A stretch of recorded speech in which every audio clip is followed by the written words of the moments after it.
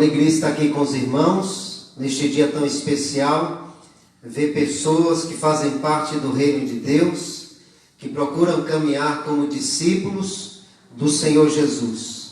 Ser discípulo, nós já aprendemos, já é uma pregação, tudo que nós já vimos através da irmã Ana. Se parássemos por aqui, já tínhamos muitas coisas para voltar para nossa casa e repensar a nossa caminhada com Deus e perceber o que Deus requer de nós é muito mais do que aquilo que a gente vem praticando ou pensando muitas vezes.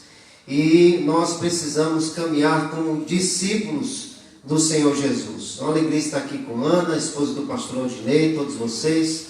Pastor Josemar, obrigado pelo convite, pela lembrança. Pastor Aldinei, Rosana, Deus abençoe muito este ministério, que é um ministério árduo. Fazer discípulos, cuidar de pessoas é extremamente difícil. Estou aqui, o pastor Aldinei já citou, a minha esposa Juliana está aqui, ela é policial, mas quem manda lá em casa sou eu, não é? E aí também está a Emiliana. Emiliana é uma bênção nessa jornada aí de escrever, publicar. Emiliana nos ajudou muito e tem nos ajudado, nos abençoado. Ela é muito preciosa, uma ovelha querida, que a gente compartilha o ministério e pastoreio aqui. Ela é meio dividida, não é? Não sabe se a Aldinei pastoreia ela, se eu pastoreio. Todos nós somos pastores, todos nós, eu e o pastor Aldinei, somos pastores dela, não é? E compartilhamos desta ovelha muito preciosa. Irmãos, a alegria está aqui, mas eu queria orar mais um pouquinho. Como o desafio é grande para nós, tomar decisões que nos fazem viver como discípulos do Senhor Jesus. Jesus não veio para reproduzir crentes. Já haviam muitos no passado, pessoas que cumpriam toda a religiosidade, todo o dogma, todas as práticas religiosas, judaicas e da Torá e por aí vai. Jesus veio para transformar a vida das pessoas e reproduzir vida no coração dos discípulos, para que isto fosse então uma continuidade até os dias de hoje. E muitas vezes podemos dizer, como Dallas Willard disse, que às vezes nós praticamos uma grande omissão em vez de praticar a grande comissão. A gente é omisso nessa prática do discipulado, de cuidar de pessoas, pensando muitas vezes, em Igreja Batista a gente tem essa ideia, lá nas Boas Novas e tantos outros lugares, quem tem que cuidar de todas as ovelhas é apenas o pastor. Quem tem que cuidar de todo mundo de uma igreja de 400 membros, de 200, de 500 é apenas um pastor, quando na verdade cada um vai cuidando um do outro e Deus vai dando a visão ao líder da igreja e a igreja continua servindo a Cristo Jesus. Nós vamos orar um pouquinho, feche seus olhos. Há uma frase muito linda, não me lembro de quem mais, que diz assim: o lugar mais alto que nós podemos alcançar é os pés de Cristo Jesus. Tem gente que acha, eu vou conseguir, minha empresa vai ser um sucesso, eu vou passar no vestibular, no concurso, eu vou alcançar os lugares mais altos. Mas o lugar mais alto que você pode alcançar na vida é os pés de Cristo Jesus. Amém? Lá você tem toda a provisão, lá você tem toda a bênção para a sua vida, lá você tem toda a presença de Deus. É aquilo que você precisa realmente estar aos pés de Cristo Jesus. Pai, nós estamos aqui, Senhor. Este culto já seria suficiente. Tudo que nós já cantamos, ouvimos nesta noite, já foi um desafio para cada um de nós. Ó Deus, perdoa os nossos pecados, porque muitas vezes não estamos vivendo como discípulos do Senhor Jesus, apenas mudamos de religião, éramos católicos, da Umbanda, do Espiritismo, de tantos outros lugares, e migramos para uma religiosidade que muitas vezes não agrada o Senhor Jesus. O que o Senhor deseja é um relacionamento na fonte, direto do Senhor Jesus, o nosso grande e poderoso discipulador. Mas também, ó Senhor, o Senhor usa pessoas, usa os teus filhos, os teus servos, os teus discípulos para gerar outras ovelhas, ovelha gerando ovelha e gerando mais discípulos que se reproduzem no reino de Deus para sermos saudáveis, ó Pai. ó Deus, o que o Senhor mais deseja, que tenhamos uma igreja saudável, uma igreja alegre, uma igreja que reconhece que tem falhas, que tem pecados, que tem erros, mas que se prostra constantemente diante da presença daquele que é, que era e que há de vir. Louvado seja o teu nome, ó Deus, que tu estejas quebrantando o nosso coração. Às vezes entramos num espaço como este e trazemos tantas lutas, tantas dores, tantos desafios familiares, do trabalho, da escola, da faculdade, porque muitas vezes, ó Deus, o nosso foco está somente neste mundo, está somente em conquistar coisas, está somente, ó Deus, em ter mais um título na vida. Senhor, tem misericórdia de nós, que tudo que venhamos a fazer seja para a glória do teu nome, que tudo que venhamos a fazer seja para gerar outros discípulos do Senhor Jesus, que sejamos imitadores do Senhor, como Paulo, como Pedro, como tantos outros foram de Cristo Jesus. Abençoa esta igreja, que diante deste seminário, ó Deus, haja uma mudança cada dia mais, que diante dessa proposta que está sendo estabelecida no dia de hoje, também seja uma aliança nos céus, porque aquilo que está sendo gerado, ligado nos céus, também será ligado na terra. Abençoa este lugar, abençoa esta igreja, a Igreja Batista Boas Novas, tantas outras igrejas do mesmo reino chamado Reino de Deus.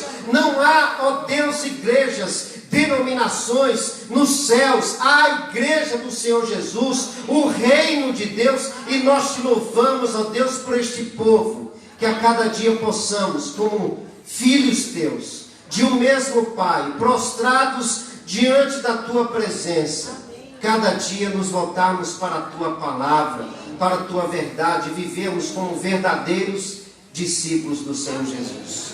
Perdoa os nossos pecados nessa noite, quebrando o nosso coração em nome do Senhor. Amém, irmãos? Eu queria falar sobre o primeiro texto do livro, que tem a ver com este tema do discipulado, com cumprir uma missão especial. E eu falo a partir do livro de Marcos, o Evangelho de Marcos. Você pode abrir a sua Bíblia, capítulo 1, verso 16 a 20. O Evangelho de Marcos é muito especial.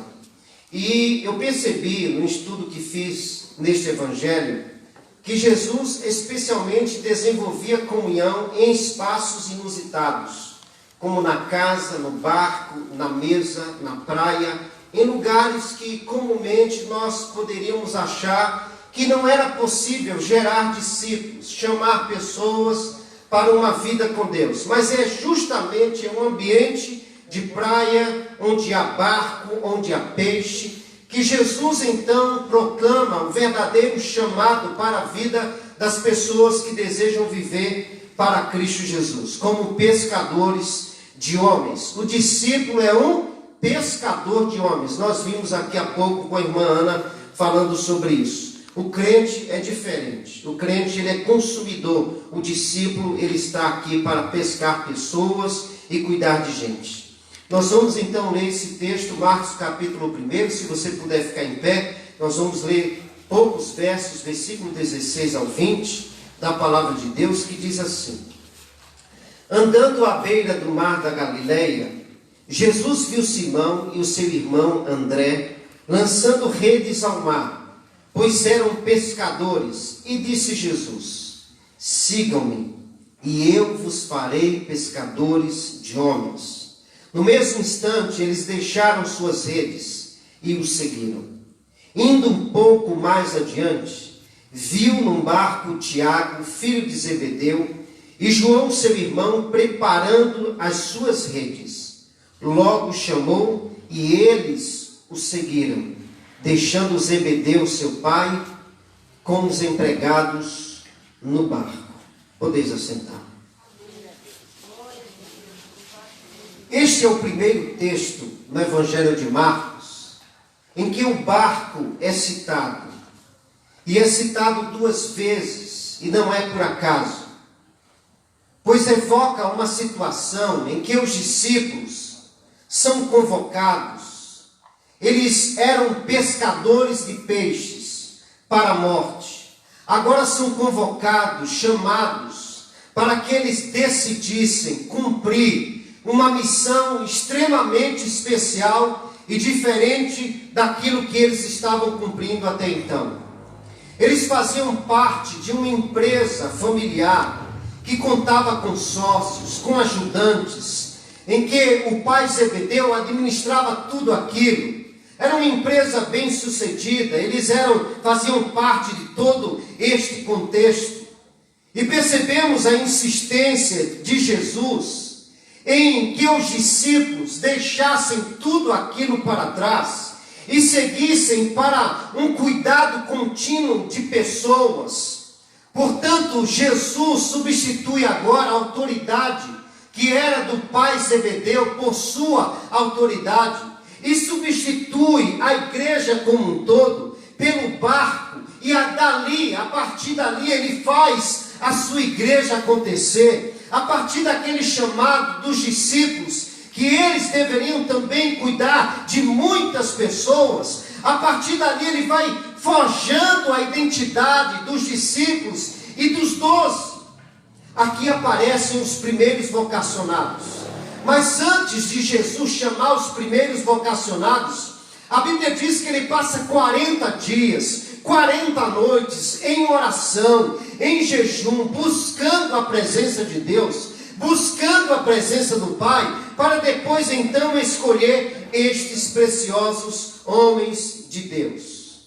Aprendemos com Jesus que em muitos momentos nós temos desafios, nós temos lutas grandiosas, batalhas, sejam elas físicas, emocionais, financeiras, familiares, espirituais, e que nós só iremos vencer de fato através do jejum e da oração. Jesus venceu todos os desafios da sua vida por meio do jejum e por meio da oração. Foi no deserto que Deus, a partir de Cristo Jesus, desenvolveu uma comunhão tão profunda, porque ele estava a fim de gerar um caráter firmado na vida dos discípulos, um caráter maravilhoso, e que estes pudessem então cumprir uma missão extremamente especial. E a partir deles, 2000 anos atrás, o Evangelho chegou até você. Amém, irmãos? Foi por causa deste discipulado contínuo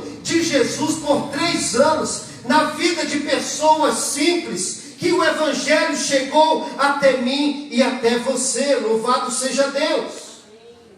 É nesse texto que o reino de Deus está sendo estabelecido por Jesus. Ele está recrutando pessoas, trabalhadores, empresários, pescadores. Chamou pessoas improváveis. É por este motivo que Deus também nos convoca.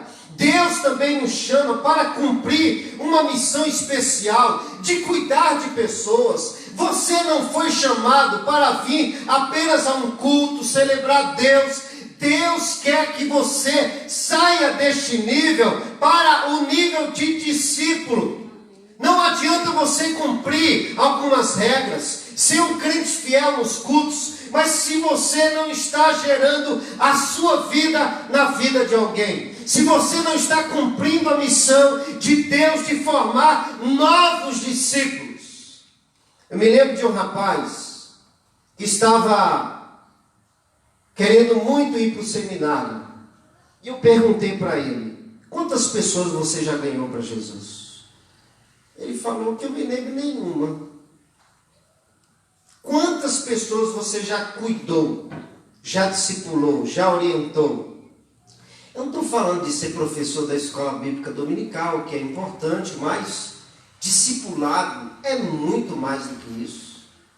Ele olhou e falou: não, eu nunca cuidei de ninguém. Como é que você quer ir para o seminário para depois cuidar de outras pessoas? Irmãos, nós temos um desafio grandioso. Este cuidado é todos os dias. É alguém que está vacilante na fé e de que não vai receber de você uma palavra negativa, mas uma palavra que impulsiona, que levanta o outro, que que estabelece o reino de Deus, a palavra, você orienta, discipula, faz o outro viver o caráter e a vida de Cristo, porque também você está vivendo. É muito mais o que Jesus deseja de cada um de nós. Às vezes você pensa, eu não sou capaz, eu não sei muito da palavra de Deus, mas basta apenas que você tenha se convertido, basta apenas que você tenha algumas horas como discípulo do Senhor Jesus, basta apenas que você já tenha lido algum texto, que você já tenha se prostrado diante de Deus, que você tenha alguma experiência, que você está vivendo em Cristo Jesus, para que de fato você cuide de outra pessoa, você oriente outra pessoa na fé, você fale como você venceu as suas lutas, os seus pecados, as suas batalhas, você vai orientando as pessoas no reino de Deus. E você diz, mas eu não sou capaz. Como é que Deus me chamou? Irmãos, quando nós olhamos para o Antigo e para o Novo Testamento, nós temos Moisés, que nem sabia. Nós temos Paulo, que era pequenininho, que não tinha muita beleza externa. Nós temos Pedro, que era inconstante. E Deus está forjando o caráter de vida desses homens. Da mesma forma, Ele deseja forjar esse caráter de Cristo em nós, para que a gente cumpra uma missão especial, que é cuidar de pessoas. Às vezes a gente complica as coisas. Tem que ter várias apostilas, tem que ter várias aulas, tem que ter uma classe imensa, tem que passar 6 meses, 1 ano, 2 anos, 3 anos, tem que fazer isso, tem que fazer aquilo para discipular, quando muitas vezes a coisa é extremamente simples.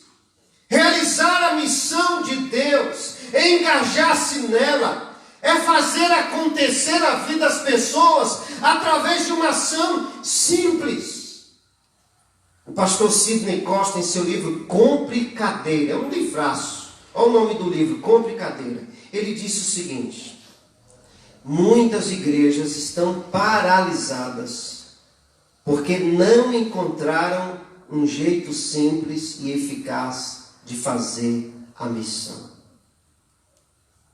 Jesus não inventou muita coisa, ele disse: venha, o pessoal foi atrás dele.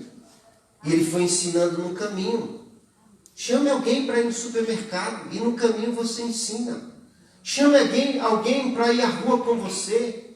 Chame alguém para tomar um café, para ler a Bíblia juntos. É fácil, é simples. A gente que vai complicando, qual é a apostila, qual é o livro que eu tenho que ler, o que é que eu tenho que fazer, quantos livros eu tenho que adquirir para poder então depois discipular alguém, quando na verdade é algo simples. É chamar para caminhar junto, é chamar para evangelizar junto, é chamar para discipular junto, é chamar para adorar juntos. A coisa é simples. Às vezes a gente vai complicando a missão. Jesus chamou pessoas comuns, improváveis, como eu e você. A igreja de Jesus começa com pescadores, com pessoas simples. A mensagem do Evangelho se espalhou através dessas pessoas. Não é diferente hoje. A mensagem de Jesus vai espalhar através da sua vida. Amém, irmãos? Coloque isso como missão para a sua vida. O pastor Sidney Costa, nesse mesmo livro, ele diz: um discípulo que é médico, ele faz discípulo no hospital. Ele não precisa da igreja.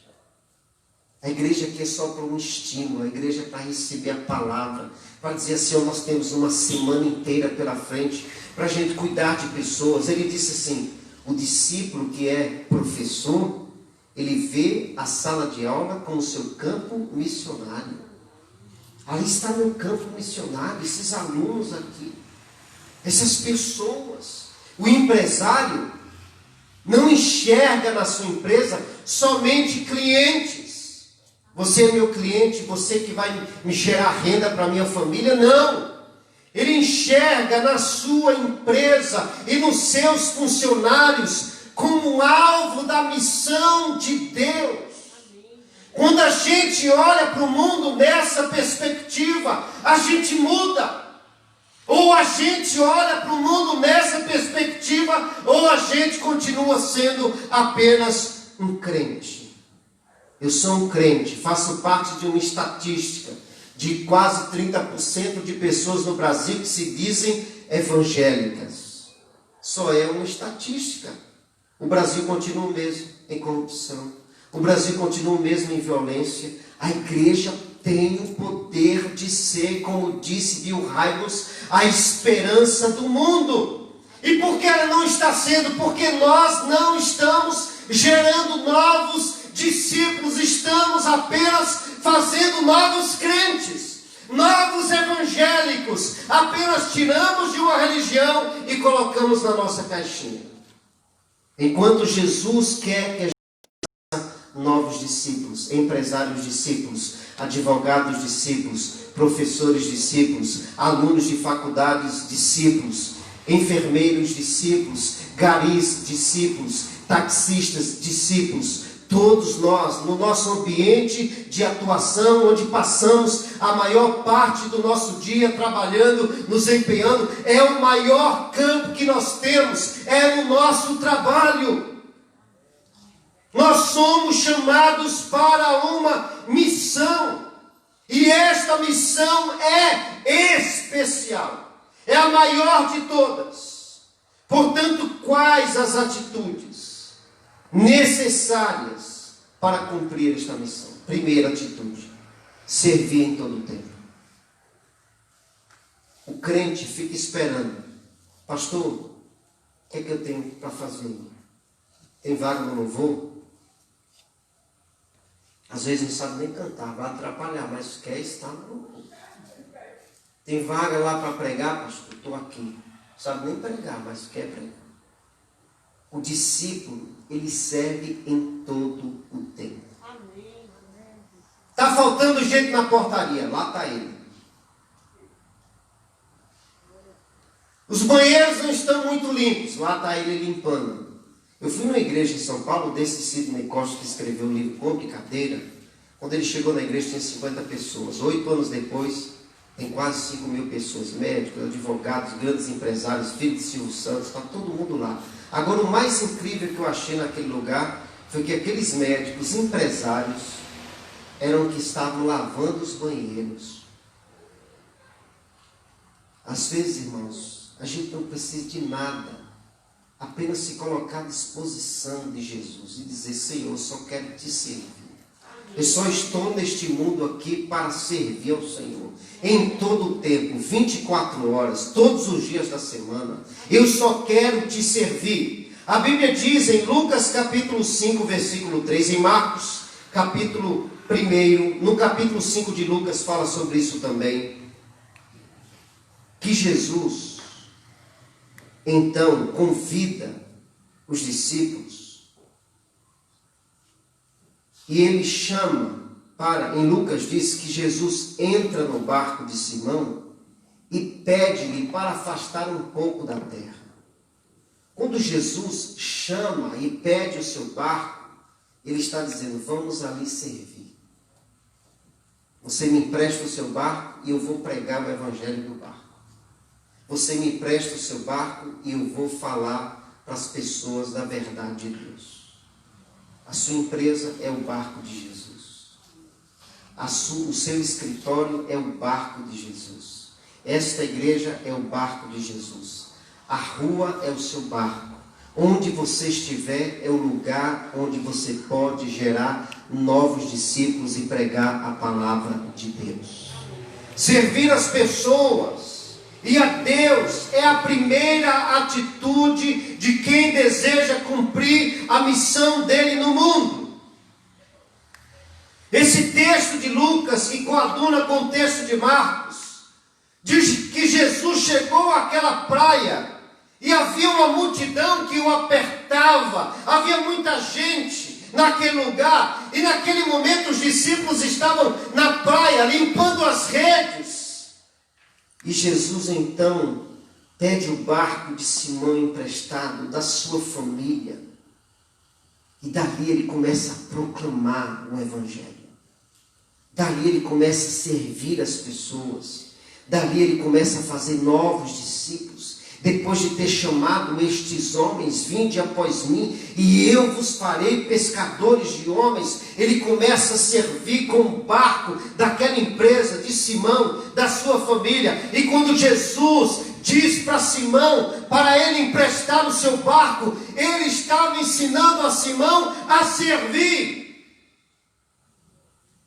Você que tem empresa, chame alguém, chame o seu pastor, chame o seu discipulador, chame o irmão para pregar lá, se você não sabe, se você tem medo, você mesmo pode pregar o evangelho, servir as pessoas.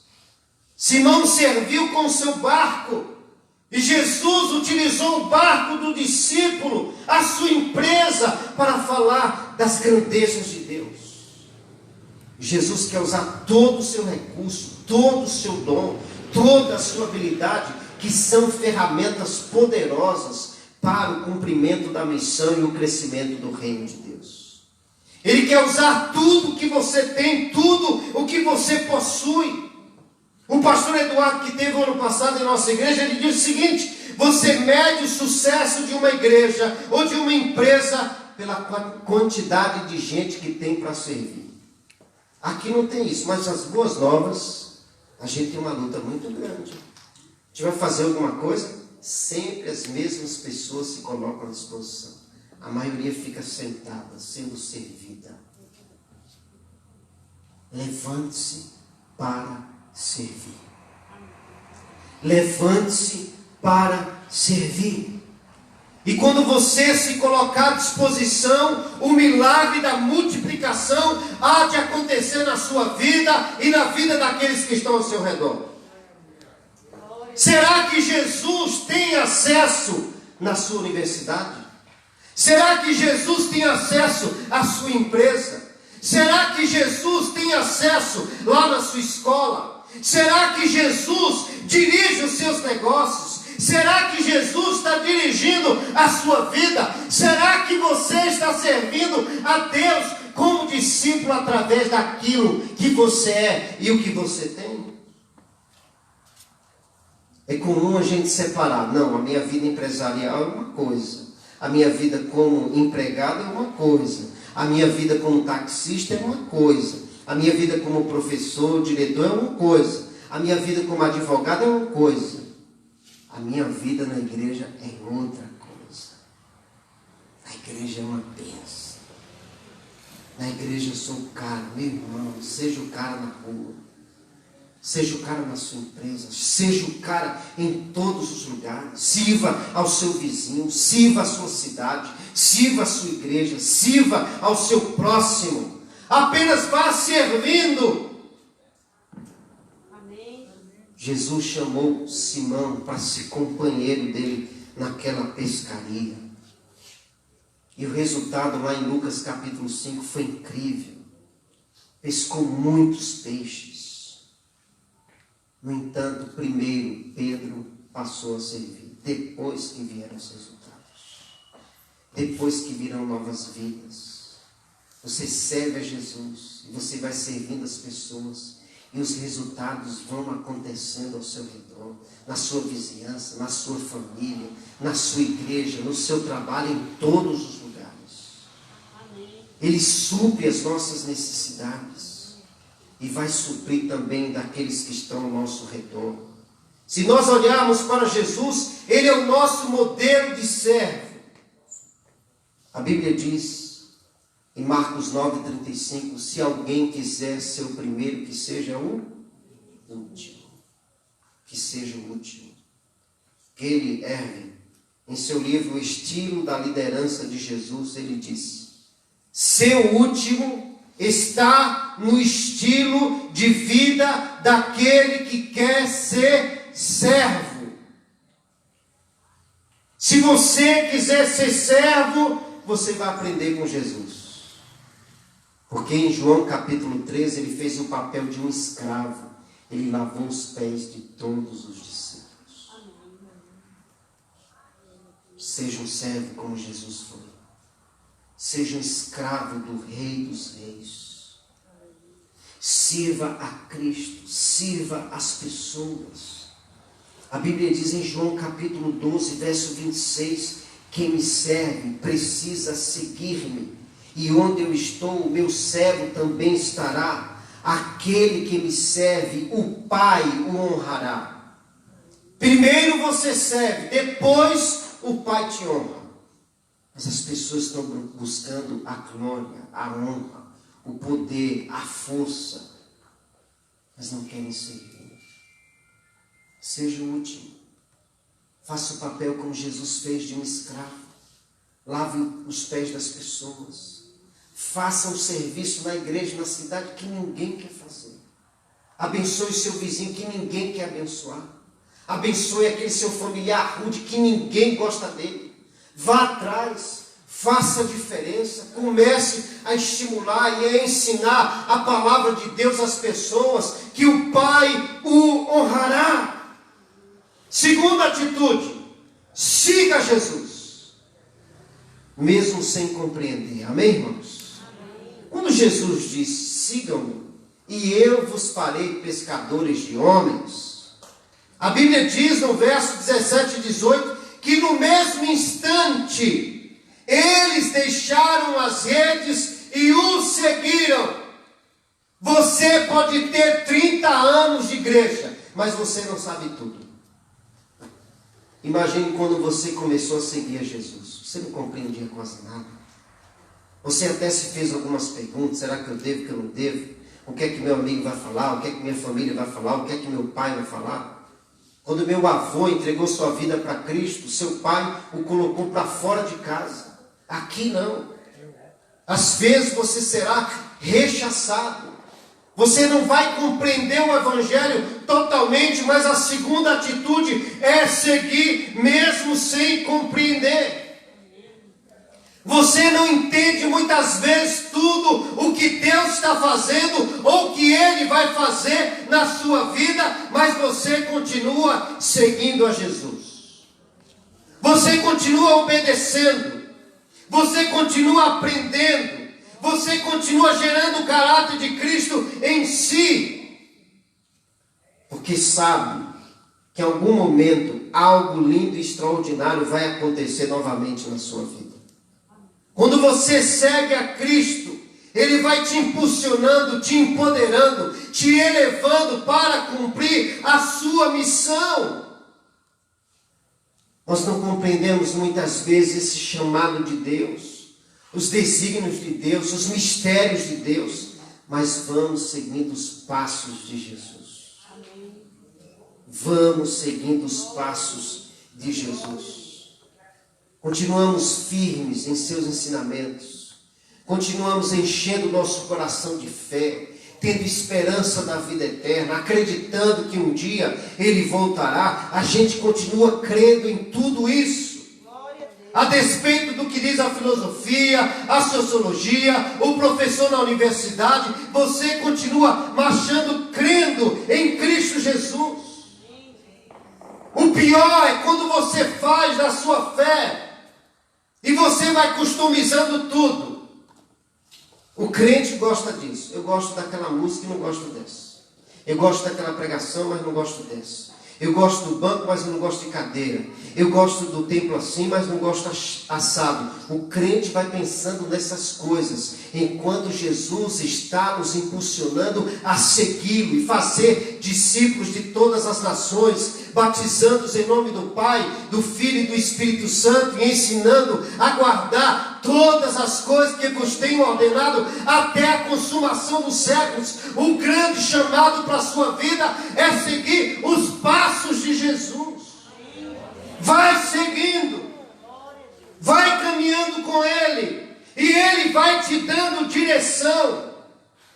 Os discípulos seguiram a Jesus, obedeceram, largaram tudo para trás. O mestre não perdeu tempo explicando nada. Os discípulos seguiram, obedeceram a Cristo. Mas às vezes na vida cristã a gente caminha como Jonas. Jesus está dizendo, vai me seguindo. O caminho é esse aqui. A gente vai no caminho contrário. A gente vai andando numa outra direção. Mesmo que vai dando tudo errado, continuamos trilhando no caminho da gente. A gente se esquece de ouvir a voz de Deus. E vamos fazendo tudo do meu jeito, como eu quero, como eu penso, em vez de seguir a Jesus. Em vez de nos tornarmos mais e mais dependentes de Deus e do seu Espírito, vamos seguindo a nossa vontade. Jesus chamou aqueles homens, não deu nenhuma explicação, e eles largaram tudo em obediência a Jesus.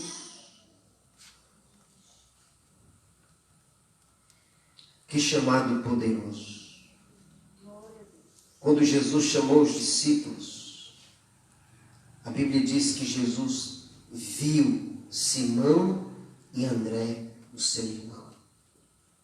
Algum dia da sua vida, também Jesus olhou para você. Amém, irmãos? Amém. Jesus viu Moisés, Jesus viu Paulo, Jesus viu Maria, Jesus viu Nancy, Jesus viu o pastor Odinei. Ele nem imaginava em ser pastor quando Jesus chamou, e nem eu. Você nem imaginava estar aqui hoje. Mas Jesus te chamou, Ele te viu.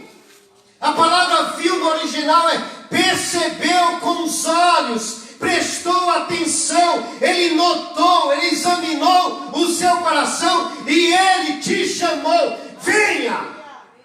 E você foi. Você entendeu o que era, como era aquilo, levantou a mão, veio na frente, foi batizado e até hoje está aprendendo a ser discípulo. Mas uma coisa extraordinária que aconteceu é que Jesus te viu. Jesus prestou atenção em você. Jesus viu a sua dor. Jesus viu a sua solidão. Jesus viu a sua síndrome do pânico. Jesus viu a sua raiva. Jesus viu o seu luto. Ele viu. Porque Ele nos observa. Ele não é um Deus apático, como diz Francis Schaeffer, Ele é um Deus que intervém na nossa vida. Ele nos amou primeiro, Ele veio na nossa direção, Ele tem um amor constante por nós, Ele curou o nosso coração, Ele trouxe solução para a morte, para o nosso sofrimento. Jesus viu você com um olhar especial e disse: vinde após mim. E você foi. Portanto, meu irmão, nessa pandemia, não desanime, continue indo. Não se entregue, continue seguindo a Jesus. Não olhe para trás, para o que você fez lá atrás. Olhe para o alvo que é Cristo. Olhe para o prêmio do chamado celestial de Deus em Cristo Jesus. Siga a Cristo. Naqueles dias, quando Jesus chamou os discípulos, havia uns rabinos, até hoje há. Os rabinos criavam leis. Os discípulos deles tinham que decorar toda a Torá, o Antigo Testamento, para depois ser um discípulo dele. Tinha que tudo aquilo. Mas a vida não mudava, era apenas uma religião. Quando Jesus chama os discípulos, Ele faz diferente dos rabinos. Não quer saber se eles sabiam da palavra, como eles viviam. Ele escolheu, Ele viu e disse: vinde após mim. Você vai aprender no caminho. Você vai me obedecendo e eu vou realizando através de você. Você vai tendo comunhão comigo e eu vou usar a sua vida, a sua história, tudo que você tem, as suas experiências, os seus dons que eu estou derramando para a minha glória. Você será um pescador de homens. E Ele usa a expressão: e eu vos farei.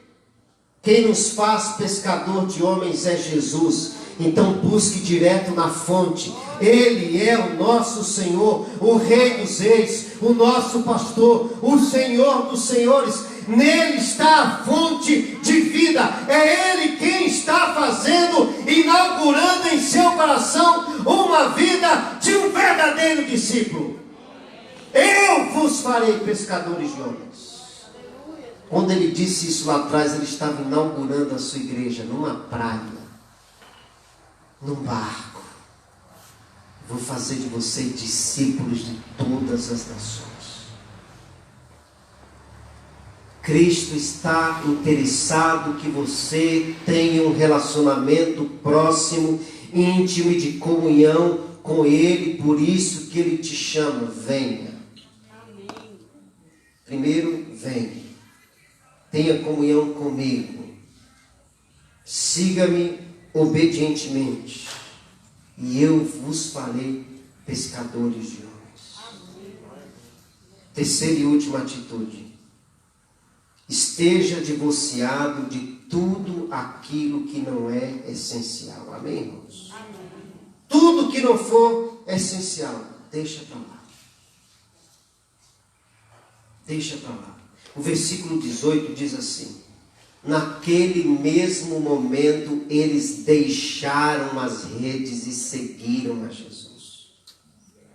Eu pergunto para você, o que é necessário deixar hoje para seguir firmemente a Jesus?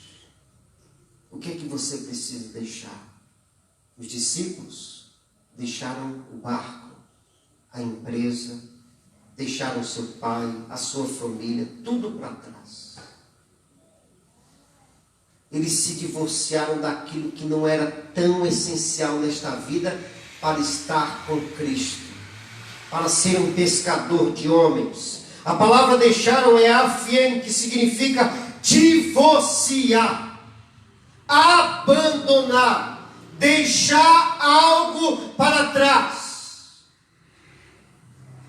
É a mesma palavra usada para divórcio entre homem e mulher. Quando a pessoa se divorcia, deixa tudo para trás. Jesus está dizendo aqui, esse divórcio é interessante. Deixar tudo para trás, aquilo que não é essencial, é importante para que você possa me seguir.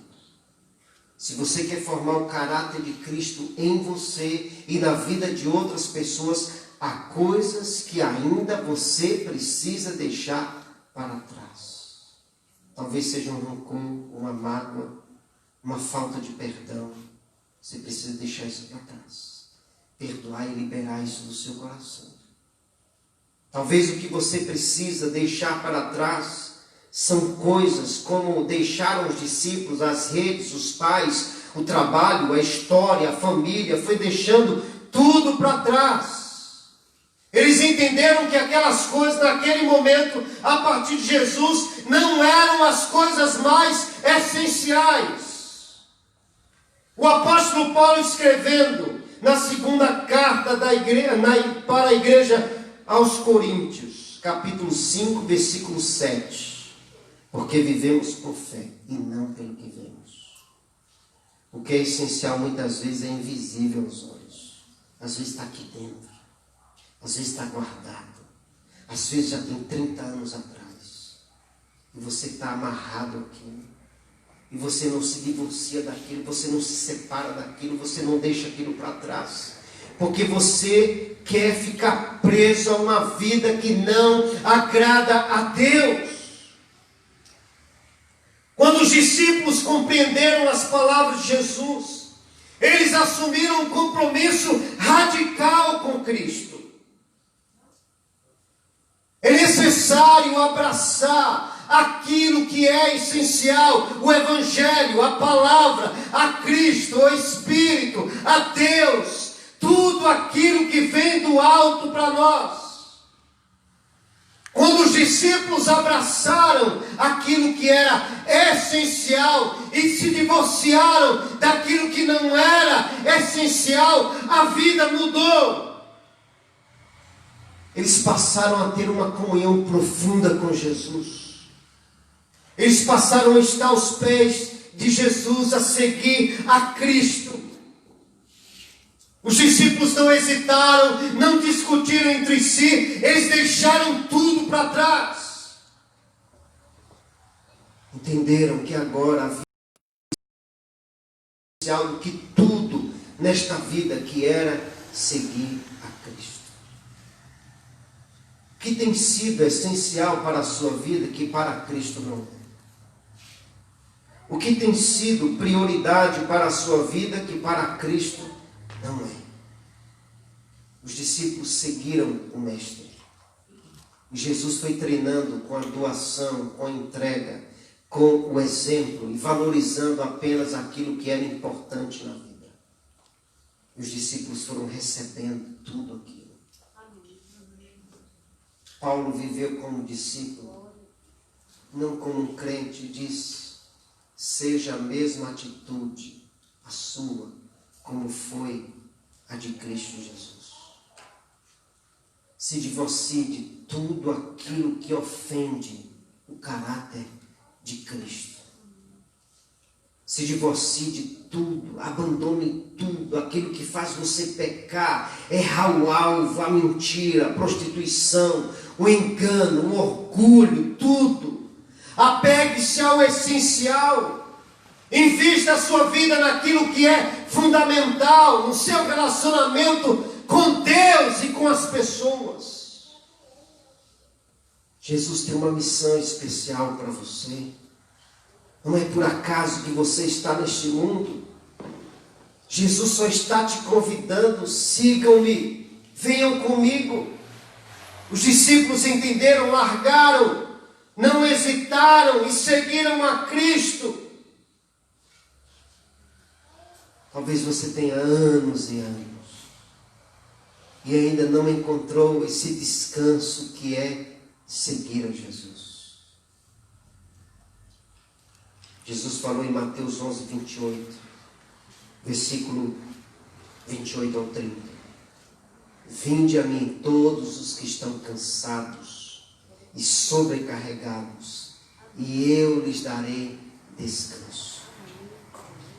Tomem sobre vocês o meu jugo, aprendam de mim, porque eu sou manso, eu sou suave de coração. E vocês encontrarão descanso para as suas almas, pois o meu jugo é suave e o meu fardo é leve. O convite de Jesus era totalmente diferente do convite dos rabinos. Os rabinos colocavam um peso sobre os discípulos, faziam exigências absurdas. No entanto, Jesus disse: sigam-me. Vocês estão cansados? Estão sobrecarregados? Venham após mim, e eu lhes darei descanso. Ser discípulo e fazer discípulo, cuidar de pessoas, não é um peso, é um descanso. Porque o jugo de Jesus é suave, é leve, o seu espírito é humilde. Aprendam de Cristo, porque Ele é manso. Quando não há mansidão, é porque ainda seu coração não é de um discípulo de Jesus. Quando não há humildade, é porque o seu coração ainda não é um coração como o de Jesus. Ele só fez um convite: vinde a mim, a qual se estende a todos nós. Ele convida pessoas como eu e você.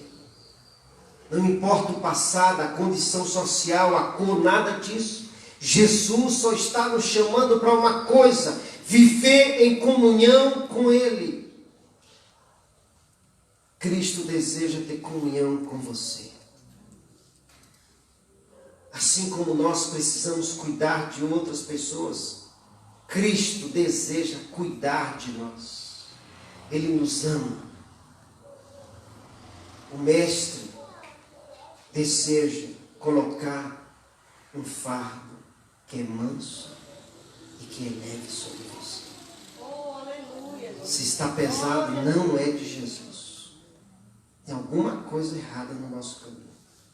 Se está muito difícil, se você não aguenta o peso, talvez porque você não está dividindo o peso, ou talvez é porque você não é para fazer aquilo. É para você ir na direção de Jesus e dizer: Senhor, tire esse fardo das minhas costas e me dê um fardo leve e que seja suave, que eu siga com alegria, que eu siga os teus passos, mas que eu me divorcie de tudo aquilo que não é essencial para a caminhada cristã. Vamos ficar em pé, vamos orar. Oh Deus, para cuidar de outras pessoas, precisamos cuidar da nossa vida. Esse cuidado ao lado de Cristo, esta comunhão constante, ela é contínua, ela não é aos domingos, ela não é somente na sexta, nem na quarta, um dia estabelecido da semana, são todos os dias. O Senhor cuida de nós todos os dias. O Senhor nos chama para ir até a tua presença todos os dias. O Senhor nos chama para fechar a porta do nosso quarto em secreto, orar ao Senhor todos os dias. Não é somente ao domingo, Senhor, são todos os dias. Pai, nós queremos ter intimidade com o Senhor. Nós queremos ter comunhão contigo, encher a nossa vida do fogo que vem do céu, da água viva que é o Senhor. Tu és a luz, e esta luz há de iluminar a todas as pessoas que estão ao nosso redor através de nós. Esta luz está em nós. Nós somos o sal e a luz do mundo. A exemplo de Jesus, a exemplo de como o Senhor viveu, nós queremos viver. Pai, cuida do nosso coração. Às vezes está pesado, Pai. Está difícil, Senhor. Às vezes, como filhos teus, parece que estamos com uma sobrecarga. Parece que estamos cansados demais. Parece que não há ânimo em nós. Senhor, assim como tu disseste para Moisés, coragem, não tenha medo, eu estou contigo. O Senhor é conosco, aleluia. O Senhor está tirando o fardo das nossas costas. Está colocando um jugo, um fardo que é suave, que é leve. Senhor, nos dê descanso em tua presença, Senhor. Oh, Senhor, nos ajude a irmos até o Senhor, a tirarmos de nós tudo aquilo que não te pertence, o pecado que nos oprime, o alvo que nós erramos.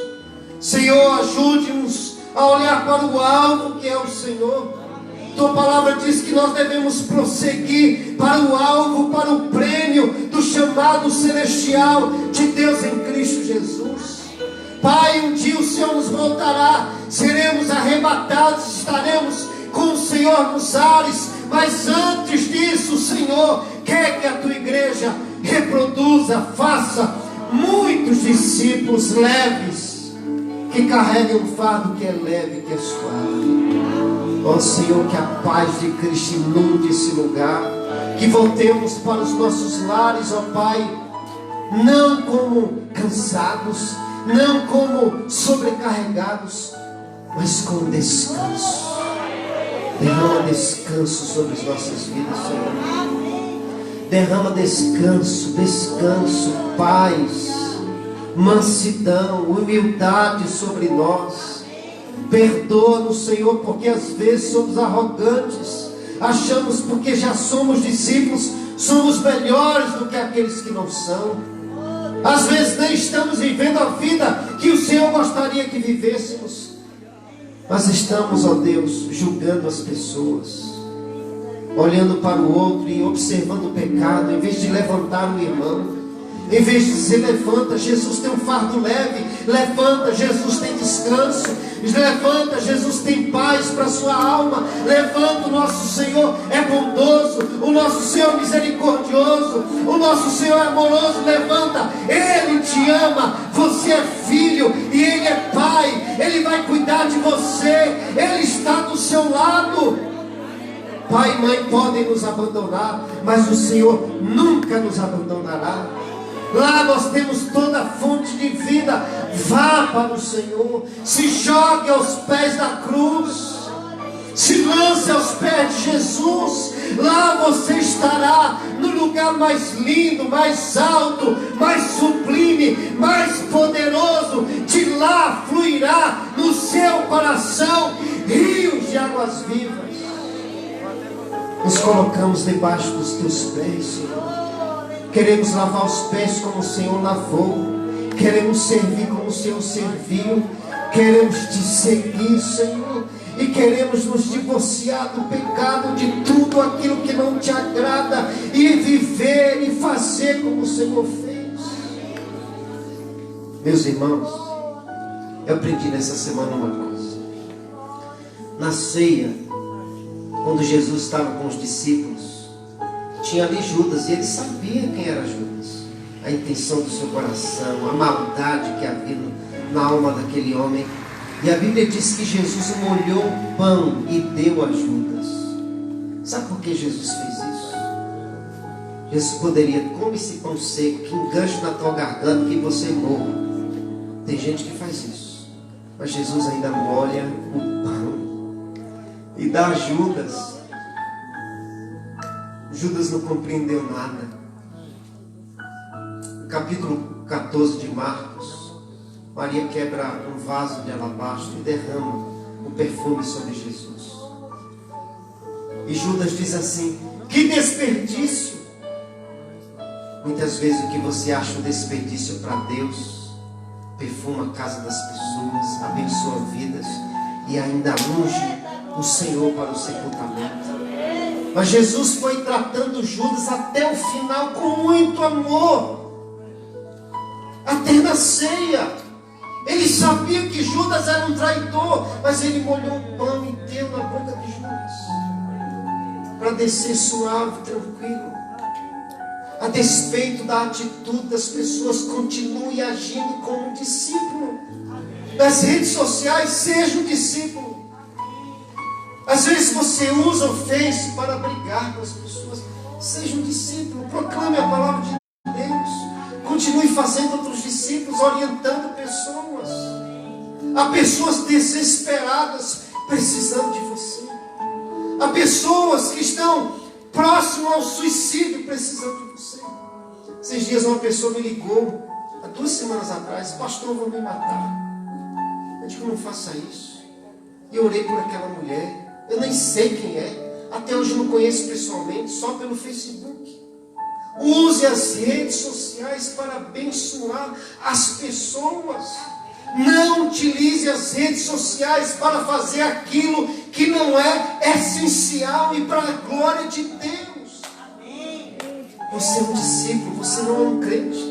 Você não está aqui para discutir religião, para discutir partido, para discutir nada. Você está aqui para proclamar o Evangelho, cumprir uma missão que é sua e que é especial. Cuidar de gente. E esse cuidado é contigo.